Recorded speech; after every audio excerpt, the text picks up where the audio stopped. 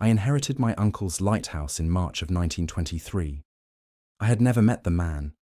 My father, his estranged brother, Edmund Marsh, who had spent the last 30 years of his life alone on that desolate stretch of the Massachusetts coast. The lawyers assured me the property was valuable, though they seemed oddly eager to conclude our business quickly. The lighthouse stood on a rocky promontory that jutted into the Atlantic like an accusing finger. The nearest town, Innsmouth, lay 12 miles south, and the locals there refused to discuss my uncle or his lighthouse when I inquired.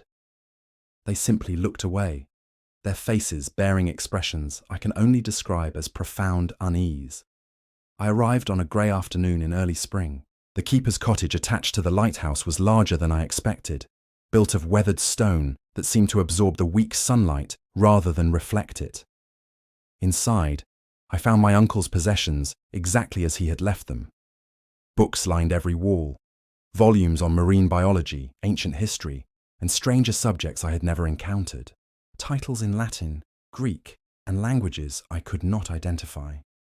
But it was the journal I found in his desk that changed everything. The entries began innocuously enough. Edmund wrote of his duties, of the ships he guided past the treacherous rocks, of the monotonous beauty of the sea. But as I read deeper into the leather-bound volume, his tone shifted. He wrote of sounds emanating from the ocean at night, not the usual crashes of waves, but something else, something rhythmic, almost like breathing. He documented these sounds meticulously. Their frequency increased during certain lunar phases. They were loudest during the new moon, when darkness claimed both sky and sea. Edmund became obsessed with them. He purchased specialized recording equipment, hydrophones that could capture sounds from deep water. The recordings, he wrote, revealed patterns, mathematical sequences that shouldn't exist in nature. I should have stopped reading. I should have burned that journal and returned to Boston. But curiosity, that fatal human weakness, compelled me forward. Edmund's entries grew increasingly frantic. He wrote of dreams, vast cities beneath the ocean, built of geometry that hurt to contemplate, structures that existed in more dimensions than our minds were meant to perceive, and the inhabitants of those cities. He could never quite describe them. His words failed him, or perhaps his sanity would not permit accurate description. He began diving.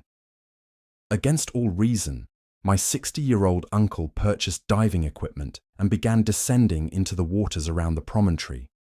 He found something down there. Ruins, he called them, though that word seems inadequate. Carved stones bearing symbols that predated human civilization. Stones that should not exist, according to every principle of geology and archaeology. I found his photographs in a locked drawer. The images were unclear, taken underwater with primitive equipment, but what they showed made my hands tremble. Massive blocks of stone, covered in bas-reliefs of creatures that were neither fish nor man, nor anything from our natural world. And beneath these stones, darkness, an opening, a passage descending into the earth beneath the sea. Edmund's final entries were barely legible. His handwriting deteriorated into frantic scrawls. He wrote of voices calling from the deep, not in English or any human language, but somehow comprehensible nonetheless. They spoke of ages before mankind, when other things ruled the earth. They spoke of waiting, of sleeping, of dreaming in the darkness until the stars were right again. The last entry was dated 2 days before his death. He wrote, "I understand now. The lighthouse was never meant to warn ships away from rocks. It was meant to mark this place, to show them where the threshold lies. I have been their keeper all along, and I never knew. Tonight, I will descend one final time. The passage calls. I must answer. God forgive me, I must see what lies at the bottom." They found Edmund's body washed ashore 3 days later. The official report stated drowning, but the fisherman who discovered him spoke of his face, the expression frozen there. Pure, absolute terror. I should have left immediately. I should have sold the property site unseen and forgotten everything I had read. But Edmund's obsession had become mine. I needed to know. I needed to see. I hired a boat from a fisherman in the next town over. Innsmouth men wouldn't take my money, and had him bring me to the waters around the promontory. I dove with modern equipment, far superior to what Edmund had possessed. The water was impossibly cold and dark, but I descended. I found the ruins easily. They were exactly as the photographs showed, but larger, so much larger. The stones stretched far beyond what my lights could illuminate, disappearing into the darkness in all directions. And the symbols carved into them. Looking at them directly caused a physical sensation, like needles pressing behind my eyes.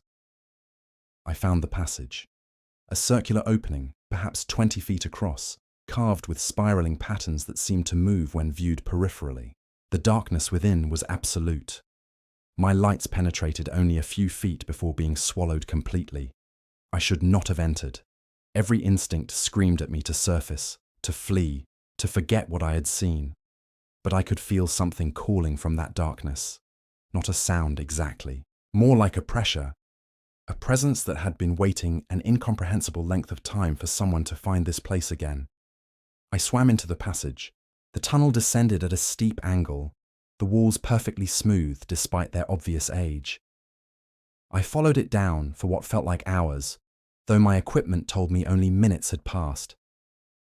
Time felt wrong here. Fluid. The tunnel eventually opened into a chamber. I cannot adequately describe what I saw there. My mind refuses to process the memory correctly. There was a city, if that word can apply to such a thing. Structures that hurt to look at, built according to principles of architecture that violate everything we understand about space and dimension.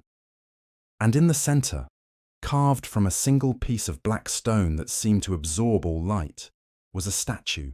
It depicted something vast and terrible, something with characteristics of both cephalopod and something else, something I have no words for. Its proportions were all wrong, its limbs bent in directions that should not be possible.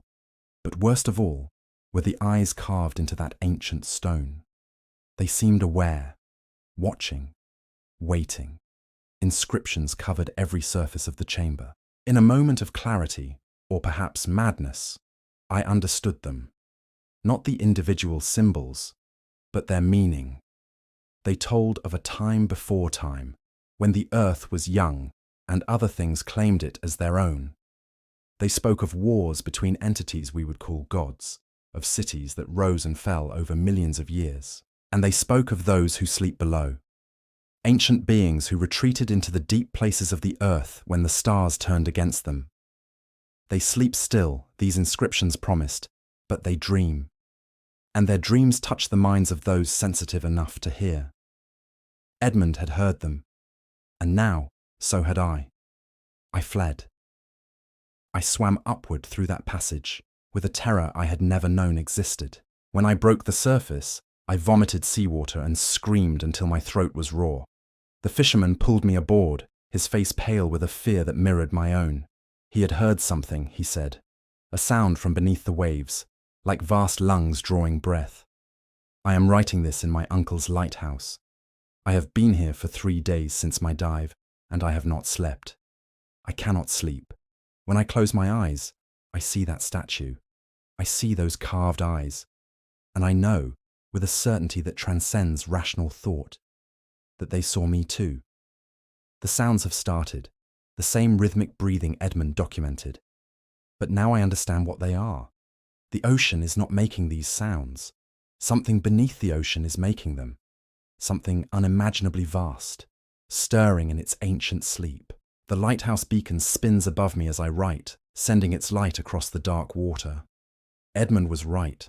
This place is a marker, a sign for something that waits below, and I am its keeper now, bound to this duty by knowledge that cannot be unlearned. I hear them calling, not with sound, but with something deeper. They know I have seen their city. They know I understand, as much as a human mind can understand. And they are patient. They have waited millions of years. They can wait a little longer. The stars are almost right again. I can feel it. Something is changing in the deep places of the world. Edmund knew this. That is why he made his final descent. Not to explore, but to bear witness. To be present when they begin to wake. I will not flee. I cannot. The knowledge has changed me, just as it changed Edmund. We are part of this now, whether we wish it or not. We are the keepers of the threshold, the witnesses to what sleeps below. Tomorrow night is the new moon, the darkest night. I will descend again into that passage. I will return to that impossible city beneath the sea. Not because I want to, but because I must. Because they are calling and I cannot refuse. God help me, I cannot refuse.